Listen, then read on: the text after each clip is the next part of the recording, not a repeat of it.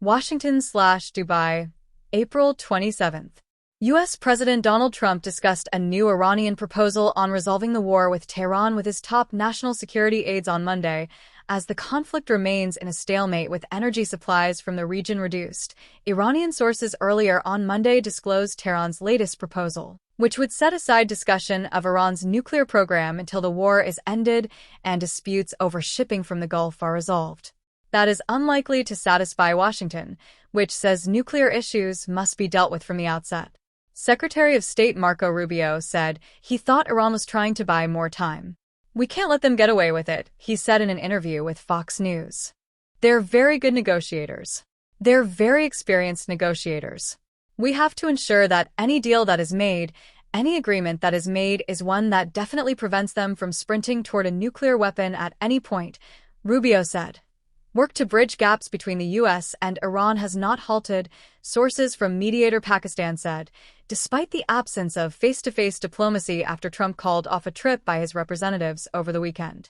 Hopes of reviving peace efforts have receded since the U.S. president this weekend announced he had scrapped a visit by his special envoy Steve Witkoff and son-in-law Jared Kushner to Islamabad, the Pakistani capital, where Iranian Foreign Minister Abbas Araqi shuttled in and out twice during the weekend. Araqi also visited Oman and on Monday went to Russia, where he met President Vladimir Putin and received words of support from a long-standing ally. Oil prices rise again. With the warring sides still seemingly far apart on issues including Iran's nuclear ambitions and access to the crucial Strait of Hormuz, oil prices resumed their upward march on Monday, hitting a two-week high. Trump met his national security team on Monday morning. "There was a discussion this morning that I don't want to get ahead of, and you'll hear directly from the president, I'm sure, on this topic very soon," said White House spokeswoman Caroline Leavitt.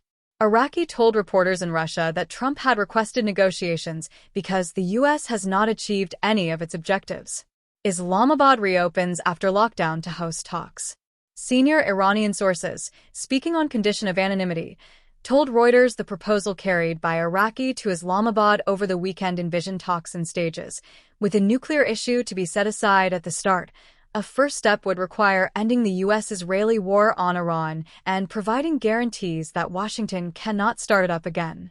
Then negotiators would resolve the U.S. blockade and the fate of the Strait of Hormuz, which Iran aims to reopen under its control. Only then would talks look at other issues, including the long-standing dispute over Iran's nuclear program, with Iran still seeking some kind of U.S. acknowledgement of its right to enrich uranium for what it says are peaceful purposes.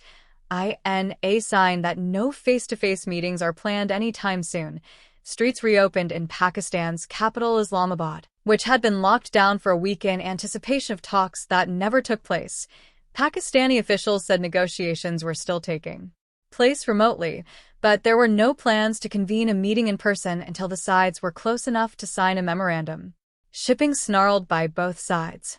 Although a ceasefire has paused the U.S.-Israeli strikes on Iran that began on February 28, no agreement has been reached on terms to end a war that has killed thousands, driven up oil prices, fueled inflation, and darkened the outlook for global economic growth. Iran has largely blocked all shipping apart from its own from the Gulf through the Strait of Hormuz since the war began. This month, the United States began blockading Iranian ships. At least 6 tankers loaded with Iranian oil have been forced back to Iran by the U.S. blockade in recent days, ship tracking data showed, underscoring the war's impact on traffic. Iran's foreign ministry on Monday condemned U.S. seizures of Iran-linked tankers as outright legalization of piracy and armed robbery on the high seas, in a post on X.com. Between 125 and 140 ships usually crossed in and out of the strait daily before the war, but only 7 have done so in the past day, according to CLR ship tracking data and satellite analysis from Sinmax, and none of them were carrying oil bound for the global market.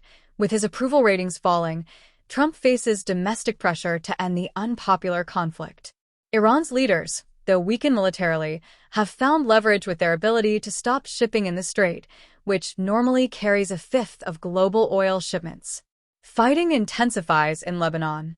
Fighting has intensified in Lebanon, where Israeli strikes killed 14 people and wounded 37 in the south on Sunday, according to the health ministry. making it the deadliest day since a U.S.-brokered ceasefire was announced in mid-April. Iran says it will not hold talks on the wider conflict unless a ceasefire also holds in Lebanon, which Israel invaded in March in pursuit of the Iran-backed group Hezbollah, which fired across the border in support of Tehran. Israel and Hezbollah blame each other for violating the truce agreed between Israel and the Lebanese government in Washington and extended last week.